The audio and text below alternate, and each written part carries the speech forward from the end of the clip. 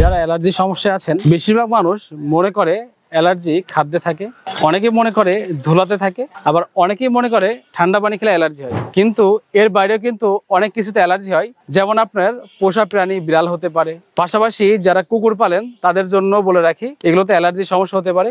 আবার ফুল একটা পবিত্র নাম, প্রতিটা মানুষ ফুলকে ভালোবাসে। ফুল ভালোবাসে না এমন লোক কিন্তু একদমই নাই। কিন্তু দুঃখজনক হলেও সত্য, আমাদের অধিকাংশ মানুষ জানে না যে ফুলের যে রেণু আছে, রেণু বা পরাগ রেণু আছে, এর থেকে কিন্তু অ্যালার্জির সমস্যাটা হয়ে থাকে। তো ফুল সবারই পছন্দ, আমার নিজেরই পছন্দ, কিন্তু যে সকল ভাই বা বোনের অ্যালার্জি আছে তাদেরকে বলবো যে দয়া করে ফুল থেকে কিছুদিনের জন্য দূরে থাকবেন।